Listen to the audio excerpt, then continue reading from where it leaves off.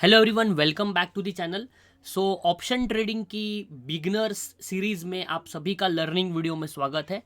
तो काफ़ी अच्छी तरीके से आप लोग सब ट्रेड करते होंगे और अच्छी तरीके से आप ये लर्निंग प्रोसेस के बेसिस पे प्रॉफिट अर्न करते होंगे। तो आज के सेशन में हम देखेंगे कि ऐसे क्या मिस्टेक्स है जो ऑप्शन बायर यूजुअली करते हैं and because of that mistakes option buyer काफ़ी अपना ज़्यादा लॉस कर लेते हैं। तो वो सारी चीज़ों के बारे में आज के सेशन में हम डिस्कस करने वाले हैं।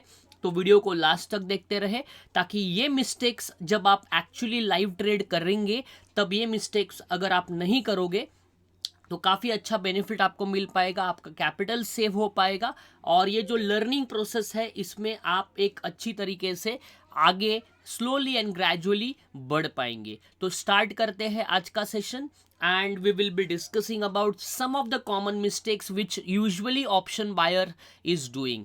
तो ऑप्शन बाइंग एक्चुअली एक ऐसा मार्केट में ट्रेंड हो चुका है कि everyone wants to earn 1000-2000 rupees from option buying. And similarly मैंने एक ट्रेडिंग साइकोलॉजी पे लास्ट टाइम वीडियो आपको दिया है। तो ट्रेडिंग साइकोलॉजी में मैंने आपको बताया था कि ऑप्शन सेलर को एक लॉट बेचने के लिए 1 लाख से लेके 1,50,000 तक का मार्जिन लगता है, वही ऑप्शन बायर 10,000 के बेसिस पे बाय करता है। तो हम अभी कुछ ऐसी गलतियों को देखेंगे जो ऑप्शन बायर को बिल्कुल भी नहीं करनी है। अगर ऑप्शन बायर वो सारी गलतियों को नहीं करेगा या वो सारी गलती उनके माइंड में पहले से रहेगी कि ये गलती ऑप्शन बायर करता है, तो उसके बेसिस पे उसको काफ़ी अच्छा खासा बेनिफिट मिल सकता है। तो ये मैंने निफ्टी का चार्ट लगाया है आपके सामने और अगर निफ्टी का चार्ट देखें हम तो निफ्टी के चार्ट में सबसे इंपॉर्टेंट पॉइंट जो है एंड दैट इज कि ये जो मैंने ट्रेंड लाइन ड्रॉ किया है, तो देखो ट्रेंड लाइन यहाँ पे निफ्टी ने रेजिस्टेंस लिया, यहाँ पे निफ्टी ने रेजिस्टेंस लिया, यहाँ पे अगेन निफ्टी ने रेजिस्टेंस लिया। तो ये जो मैंने आपको लेवल्स दिया है यहाँ पे निफ्टी ने सपोर्ट लिया। तो जैसे ही निफ्टी यहाँ पे आया था, यहाँ पे एक सी बाय करने का अपॉर्चुनिटी था, तो यहाँ पे हम एक सी बाय कर सकते थे और एग्जैक्ट कंफर्मेशन हुआ जैसे ही इस ट्रेंड लाइन को इसने ब्रेकआउट कर दिया, तो यहाँ पे तो सी बाय करना ही था। तो यूजुअली जो प्रोफेशनल ट्रेडर होता है वो क्या करता है, अगर वो समझो 1000 क्वांटिटी से ट्रेड करता है जिसका कैपिटल बड़ा है, तो वो क्या करेगा, वो यहाँ पे 200 क्वांटिटी ऐड करेगा।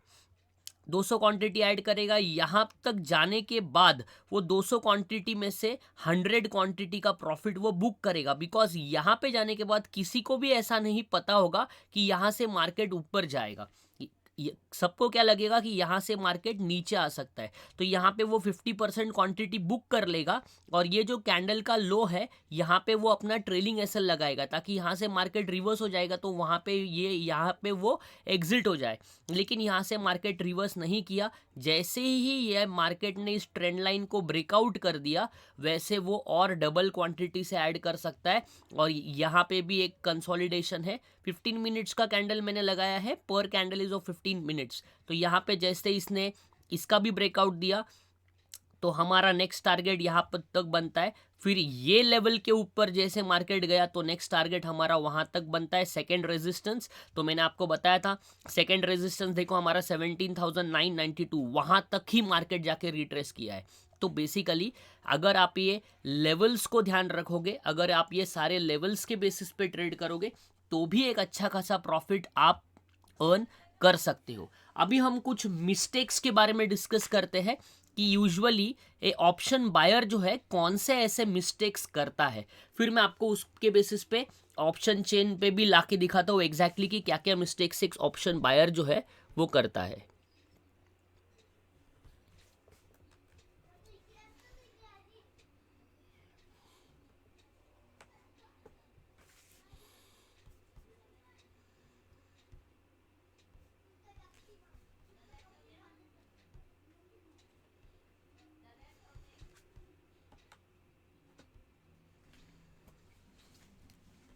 अब ध्यान से सुनना, काफ़ी सिंपल चीज़ें हैं लेकिन ये सिंपल चीज़ें ही लोग फॉलो नहीं करते एंड उनको फिर काफ़ी ज़्यादा लॉस हो जाता है।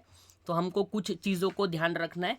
अभी हम सबसे पहली मिस्टेक की अगर बात करें, फर्स्ट मिस्टेक है wrong selection of strike price. ठीक है, ऑप्शन बायर की ऐसी मिस्टेक जो ऑप्शन बायर यूजुअली करता है और जो बिगनर्स है वो तो हमेशा ये मिस्टेक करने ही वाले हैं। रॉन्ग स्ट्राइक प्राइस सिलेक्शन, काफ़ी सिंपल है। रॉन्ग स्ट्राइक प्राइस सिलेक्शन, इसका मतलब क्या है कि सबसे पहले तो ऑप्शन बायर को ये पता नहीं होता है कि कौन सी स्ट्राइक प्राइस हमें सिलेक्ट करनी है। तो हमें फिर कैसे पता चलेगा कि कौन सी स्ट्राइक प्राइस हमको सिलेक्ट करनी है? काफ़ी सिंपल चीज़ है। कौन सी स्ट्राइक प्राइस हमको सिलेक्ट करनी है? देखो, मैंने आपको लास्ट टाइम भी कंसेप्ट बताया था, फिर से एक बार बताता हूँ। एक होता है हमारा at the money. At the money का मतलब होता है जहाँ पे हमारा निफ्टी चल रहा है। एक एग्जांपल लेते हैं, समझो हमारा निफ्टी चल रहा है 18,000, तो 18,000 की strike price will be at the money. ठीक है, 18,000 की स्ट्राइक प्राइस हमारे लिए एट द मनी होगा। और अगर हम 18,000 में प्लस 100 करेंगे, 18,000 में प्लस 100 करेंगे तो कितना आएगा? 18,100। इसका मतलब होता है आउट ऑफ द मनी। और अगर हम 18,000 में से माइनस 100 करेंगे तो हमारा इन द मनी बनेगा। इन द मनी, ठीक है, हमारा क्या बनेगा? In the money. तो इन द मनी हमारे लिए क्या बनेगा? इन द मनी हमारे लिए बनेगा 17,900। वैसे तो निफ्टी 50-50 के गैप में चलता है, 50 का गैप भी चलता है, कोई प्रॉब्लम नहीं है। लेकिन यूजुअली अगर आप देखो तो आपको कौन से स्ट्राइक प्राइस के ऊपर ज़्यादा ध्यान देना है? Multiples of 100। तो जो भी स्ट्राइक प्राइस में 100 है, मतलब 17,900, 18,000, 18,100, 18,200, ऐसे स्ट्राइक प्राइस के ऊपर आपको ध्यान देना है। अभी बहुत सारे लोग ये स्ट्राइक प्राइस जो सिलेक्ट करते हैं, ऑप्शन चेन का मैंने वीडियो ऑलरेडी बनाया है, तो इसके लिए आप वहाँ पे ऑप्शन चेन के वीडियो में जाके भी और डिटेल्स में सीख सकते हैं इसको। तो आपको करना क्या है? आपको सबसे इम्पॉर्टेंट पॉइंट ये देखना है कि आपको एट द मनी लेना है सबसे पहला। और एट द मनी अगर आप लेते हो तो भी चलेगा, या फिर इन द मनी आपको लेना है। आपको आउट ऑफ द मनी बिल्कुल भी नहीं लेना है, because out of the money में पूरा ठीटा होता है। Theta is nothing but it's a time value. मतलब जैसे जैसे टाइम जाएगा वैसे वैसे ही ये ऑप्शन जो है वो ज़ीरो होते रहेगा, मतलब ऑप्शन की प्राइस जो है वो कम होती रहेगी। तो आउट ऑफ द मनी जो होगा उसका डेल्टा 0.20, 0.10 ऐसे बेस पे होता है जितना दूर जाओगे। What is this delta now? Option Greeks है एक्चुअली। ऑप्शन ग्रीक्स में क्या होता है? डेल्टा, थीटा, वेगा, गामा। तो सिंपल है, ज़्यादा कैलकुलेटिव चीज़ों में नहीं जाएंगे। बहुत ही सिंपल चीज़ याद रखो, जो भी थीटा होता है ना वो सेलर का दोस्त होता है, सेलर का वो फ्रेंड होता है। मतलब सेलर क्या करता है?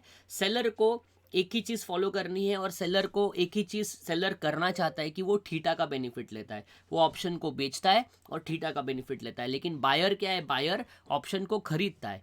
तो बायर का दोस्त कौन है? बायर का दोस्त है डेल्टा। बायर का दोस्त कौन है? डेल्टा। और बायर का एक दूसरा दोस्त है गामा। गामा मतलब क्या है? Rate of change. जो आपका डेल्टा में जो चेंज आने वाला है, जैसे कि अगर आपकी निफ्टी 100 पॉइंट्स मूवमेंट होगी, अगर आपने एट द मनी लिया तो उसका डेल्टा 0.50 होगा, इन द मनी लिया तो उसका डेल्टा 0.80 होगा।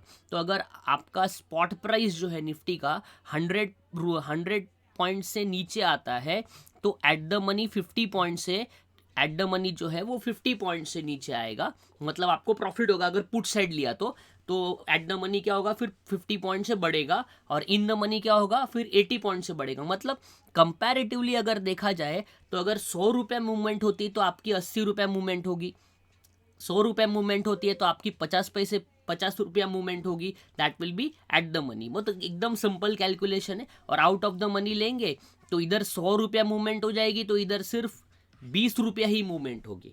तो इसीलिए लोग क्या करते हैं? लोग स्ट्राइक प्राइस गलत सिलेक्ट कर लेते हैं और वो सस्ता ऑप्शन लेने के चक्कर में फंस जाते हैं। तो आज के बाद एक चीज़ याद रखनी है, जो एक यूजुअली ऑप्शन बायर गलती करता है और बिगनर्स तो करते ही है, वो महंगा ऑप्शन नहीं खरीदते, वो सस्ता ऑप्शन खरीदते हैं। और सस्ता ऑप्शन खरीदने के बाद ये गलती नॉर्मली होती है। और जितना टाइम आप ऑप्शन बाइंग में दोगे, जितना टाइम आप ऑप्शन को होल्ड करके रखोगे, उतना आपको लॉस होने के चांसेस ज़्यादा है, प्रोबेबिलिटी बढ़ जाती है। ऑप्शन बायर तभी पैसा कमा पाएगा जब स्ट्राइक प्राइस सही सिलेक्ट करेगा और जो स्पॉट के प्राइस में अच्छा खासा एक मोमेंटम आएगा। मोमेंटम में ही ऑप्शन बायर का पैसा बनेगा, क्योंकि लिए उसके साथ दो लोग हैं, एक डेल्टा भी है और गामा भी है। तो गामा कैसा है, फास्ट मूवमेंट आएगी तो फिर डेल्टा में भी डबल डबल चेंज होते रहेगा, डेल्टा भी अच्छी तरीके से चेंज होगा और उसको काफ़ी अच्छा फायदा ऑप्शन बायर को मिलेगा। आई होप कि मैंने एकदम क्लियरली आपको फर्स्ट पॉइंट बता दिया है। तो फर्स्ट पॉइंट है हमारा wrong strike price selection. Second जो हमारा पॉइंट है वो है रेंज बाउंड मार्केट में एंट्री करना। आप ऑप्शन बायर, जो नया ऑप्शन बायर है वो क्या करता है, वो मॉर्निंग 9:15 को मार्केट खुलता है, वो 9:20 को 9:17 को एंट्री करता है, 9:30 के पहले लॉस करता है और फिर भाग जाता है और बोलता है कि स्टॉक मार्केट में ऑप्शन ट्रेडिंग रिस्की है। द रीज़न इज उसको बहुत ही हरी है अपने ट्रेड लेने के लिए। उसको ऐसा है कि मैं जल्दी से जल्दी 10 बजे से पहले प्रॉफिट अर्न करूं और मार्केट से चला जाऊं और मैं अपने काम करने लग जाऊं। देखो, अगर मार्केट रेंज बाउंड है, ये एक रेंज है, समझो फॉर एग्जांपल ये एक रेंज है, ये मार्केट की रेंज है 18,000, मैं अभी का ही एग्जांपल ले रहा हूँ लेटेस्ट, और ये मार्केट की रेंज है 17,900, समझो 17,800 पकड़ते हैं। तो ऑप्शन सेलर क्या करते हैं वो मैं आपको बताता हूँ। ऑप्शन सेलर क्या करते हैं, 18,000 का कॉल बेचेंगे और नीचे 17,000 का पुट बेचेंगे। और अगर ये दोनों लोग ज़्यादा से ज़्यादा एग्रेसिवली बेचेंगे, मतलब यहाँ पे भी 1 लाख कॉन्ट्रैक्ट है, यहाँ पे भी से फॉर एग्जांपल 1 लाख कॉन्ट्रैक्ट है, इसका मतलब ना ये ऊपर वाले 18,000 वाले जो कॉल राइटर्स है वो मार्केट को ऊपर जाने देंगे, ना ये 17,800 के जो पुट राइटर्स है वो मार्केट को नीचे जाने देंगे। दो में से एक जन अगर फंसता है तो ही मार्केट में मोमेंटम आता है। तो मार्केट क्या करेगा, ऐसे ऐसे ऐसे ऐसे करके इधर जाएगा, यहाँ से ये लोग पुश कर देंगे, इधर इधर घूमता रहेगा, फिर ऐसे ऐसे ऐसे करके नीचे आएगा, यहाँ से लोग पुश कर देंगे, फिर से इधर इधर इधर घूमता रहेगा या फिर इसके बीच में ही घूमता जाएगा। तो इसको हम कहते हैं वोलेटिलिटी क्रिएट करना। बोलते हैं ना हमेशा market is volatile, market is volatile. Volatility क्या है, वोलेटिलिटी यही है, ऊपर नीचे करता रहेगा। ये जो स्ट्रैटेजी सेलर अपना रहा है, this strategy is called as strangle. तो इसको थोड़ा सा अगर ऑप्शन का नॉलेज रखना चाहते हैं आप तो वो भी सीख ले, मैं धीरे धीरे सारी चीज़ सिखाऊंगा। This is called strangle. तो ये स्ट्रैंगल कर रहे वो लोग। स्ट्रैंगल का मतलब क्या है, आउट ऑफ द मनी का वो कॉल बेचते हैं और आउट ऑफ द मनी का वो पुट बेचते हैं। इसमें पूरा का पूरा ठीटा है, इसमें पूरा का पूरा क्या है, इसमें पूरा का पूरा ठीटा है। और हमको पता है ठीटा किसका दोस्त है, सेलर का, और ठीटा किसका दुश्मन है, बायर का। तो जो बायर का दुश्मन है वो ट्रेड क्यों करने का फिर, तो आउट ऑफ द मनी आपको परचेज नहीं करना है। आउट ऑफ द मनी जब इन द मनी बन जाएगा तो इतना पैसा बनता है कि हम फिर उसको सोच ही नहीं पाएंगे, लेकिन वो 100 में से एक बार होता है। तो इसलिए आउट ऑफ द मनी आज से ट्रेड करना छोड़ देंगे हम, और रेंज बाउंड मार्केट में हम ट्रेड नहीं करेंगे, वरना पैसा बर्बाद होने वाला है। इस पूरे रेंज में अगर आप ट्रेड करोगे तो फिर वोलेटिलिटी क्रिएट होगी, स्टॉप लॉस हिट होंगे, लॉस होना चालू हो जाएगा, थीटा डीके होगा। तो रेंज बाउंड मार्केट में आपको ट्रेड क्या करना है, अवॉइड करना है। रेंज बाउंड मार्केट में ट्रेड नहीं करना है। ऑप्शन बायर हमेशा ट्रेड करके पैसा नहीं कमा सकता, इसीलिए ऑप्शन में लोग लॉस करते हैं, वो कभी भी एंट्री ले लेते हैं। तो that is the main reason you have to identify. तो सेकेंड पॉइंट हमने डिस्कस किया, entry in range bound market, जो आपको बिल्कुल भी नहीं करनी है। तो तीसरा हमारा पॉइंट है वो है नॉट एग्जिटिंग ऑन टाइम। काफ़ी इंपॉर्टेंट पॉइंट है, देखो ध्यान से, काफ़ी सारे पॉइंट्स आपके लर्निंग में हेल्प करने वाले हैं। नॉट एग्जिटिंग द ट्रेड, तो ये काफ़ी इंपॉर्टेंट है, बिकॉज हमने स्टॉक मार्केट में दो चीज़ें पढ़ी है, एक होता है हमारा ग्रीड और एक होता है हमारा फियर। तो हमेशा हम लोग ग्रीड और फियर से लड़ते रहते हैं। तो अभी समझो आपने एक ऑप्शन बाय किया 80 रुपीज़ में, 80 रुपीज़ में बाय किया, वो जैसे ही आपका 120 गया, तो 120 जाने के बाद हमें एक चीज़ आ जाती है, वो होती है ग्रीड। और ग्रीड आने के बाद हम इसको होल्ड करते हैं, फिर ये नीचे नीचे नीचे आता है, और फिर नीचे नीचे नीचे आने के बाद वो हम क्या करते हैं, उसको 90 रुपीज़ में बुक कर देते हैं, ये सोच के कि अगर 120 से 90 आया है तो 90 से 70 भी जा सकता है। सही है, आपका कहना सही है, लेकिन अगर 80 से 120 जा रहा है तो 80 से 120 में आपको अगर 40 पॉइंट्स मिल रहे हैं, अगर 40 पॉइंट्स अगर आपको मिल रहे हैं तो दैट इज 2000 रुपीज़। तो निफ्टी में 2000 रुपया अगर 40 पॉइंट मिल रहा है, लोग तो स्कैल्पिंग करके 10-10 पॉइंट के लिए ट्रेड करते हैं और बड़ी बड़ी क्वांटिटी बाय करते हैं। 1-1 लाख क्वांटिटी बाय करेंगे, 10 पॉइंट लेंगे और फिर एग्जिट कर देंगे। तो आपको याद रखना है, निफ्टी में आपको 30 पॉइंट्स मिलते हैं तो मोर देन सफिशिएंट है। 30 पॉइंट से ज़्यादा के लिए वेट ना करें। अगर होल्ड करना है तो फिर ट्रेलिंग एसएल के बेसिस पे आप ट्रेड करें। तो टाइम पे एग्जिट करना भी बहुत इंपॉर्टेंट है। और हमेशा एक चीज़ याद रखना है, तब आप ये ऑप्शन ट्रेडिंग में सक्सेसफुल होंगे, कि it is always said that retail trader जो है, रिटेल ट्रेडर में मैं खुद हूँ, रिटेल ट्रेडर में आप खुद है। रिटेल ट्रेडर को जो फियर है, जिसको हम डर कहते हैं हिंदी में, रिटेल ट्रेडर को डर लॉस से बिल्कुल भी नहीं लगता है। ठीक है, रिटेल ट्रेडर को डर लॉस से नहीं लगता है। रिटेल ट्रेडर को डर किससे लगता है? रिटेल ट्रेडर को डर प्रॉफिट से लगता है। मतलब जैसे ही 100 रुपये का ऑप्शन 110 आ जाएगा, वो भाग जाएगा। वो क्या करेगा? वो सेल कर देगा। और जैसे ही 100 रुपये का ऑप्शन 80 रुपीज़ आएगा तो वो सेल नहीं करेगा। वो क्या सोचेगा कि 80 आया है ना, तो थोड़ा सा ऊपर चले जाए बेच दूंगा, फिर वो 80 का 70 आ जाएगा। तो 80 का अगर इंसान ने 100 का 80 में नहीं बेचा तो वो 70 में थोड़ी बेचेगा, फिर 70 का 50 में आ जाएगा। अब तो वो इंसान क्या हो गया? अब तो इंसान वो लड़ना चालू करेगा मार्केट के साथ। जो होगा वो देखा जाएगा और इस ऑप्शन को होल्ड करेगा। और होल्ड करने के बाद ये ऑप्शन कभी 100 तक नहीं आएगा और ये ऑप्शन 0 हो जाएगा। This is the way people are losing money in option trading.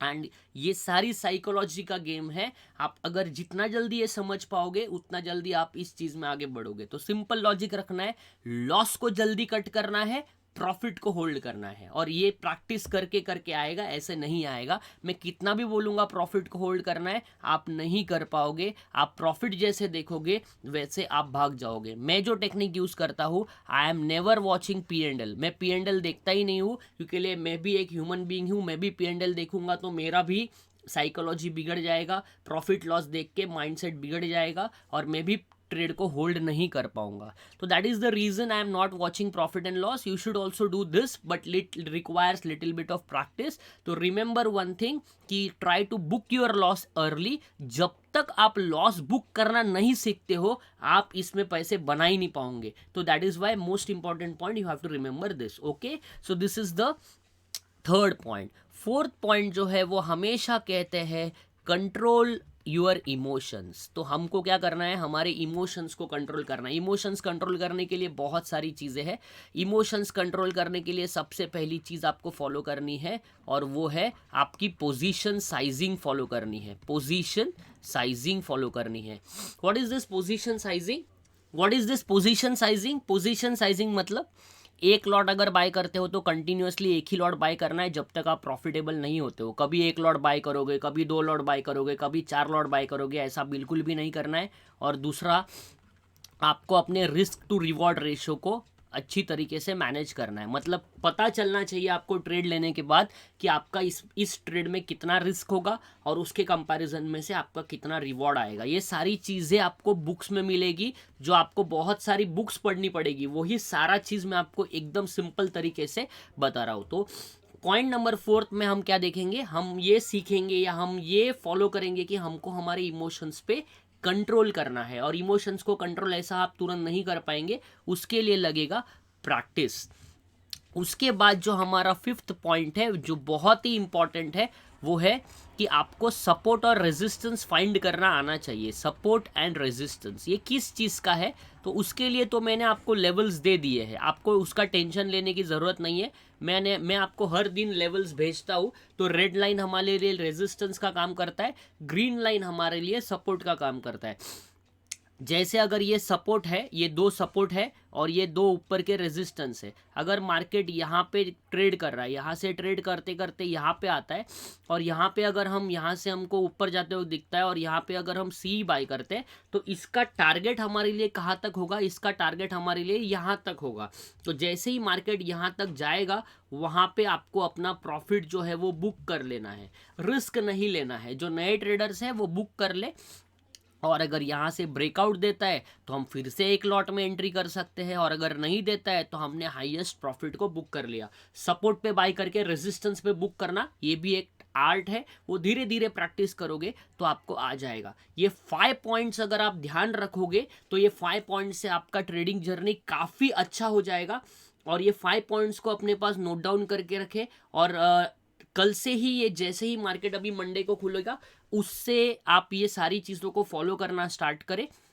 आपके ट्रेडिंग के जो ओवरऑल जर्नी में इतना आपने जितना भी आज तक लॉस किया है वो भूल जाए, क्योंकि लिए लॉस रिकवर करने के लिए जो लोग ट्रेड करते हैं वो हमेशा लॉस करने वाले हैं। That is the reason. तो आपको लॉस रिकवर करने के लिए ट्रेड नहीं करना है। आप इजीली लॉस को रिकवर कर सकोगे, लेकिन एक माइंड में नहीं रखना है कि मेरा इतना गया था तो मैं अभी इस ट्रेड में ये इतना रिकवर करूंगा। तो that is the important point. I hope कि मैंने जो आपको ये 5 पॉइंट्स बताए हैं उसके बेसिस पे आपके ट्रेडिंग ऑप्शन जर्नी में कुछ वैल्यू एडिशन हुआ है। अगर आपको इसमें से कुछ सीखने मिला है तो चैनल को सब्सक्राइब कर ले, वीडियो को लाइक करें, और ये जो आपके फ्रेंड्स लोग जो ऑप्शन ट्रेडिंग करते हैं उनको भी ये वीडियो भेजे, ताकि काफ़ी सारे लोगों के जो ऑप्शन ट्रेडिंग में लॉस कर रहे हैं उनके पैसे बच जाए। मेरा एक ही रीज़न है, जो रिटेल ट्रेडर्स है जो ऑप्शन में बहुत सारा पैसा गंवाते हैं, अपने फ्रेंड्स लोगों का सुन के ऑप्शन ट्रेडिंग में आते हैं, तो वो ये चीज़ के बेसिस पे ऑप्शन ट्रेडिंग में उनका अगर थोड़ा सा भी पैसा बच जाए तो that is the cost before that is the cost for this video. तो ये वीडियो से उनका एक अच्छा खासा बेनिफिट हो पाएगा। Thank you very much. इसी तरीके से लर्निंग जर्नी को कंटिन्यू करते हैं। नेक्स्ट वीक मिलते हैं। Bye bye, take care.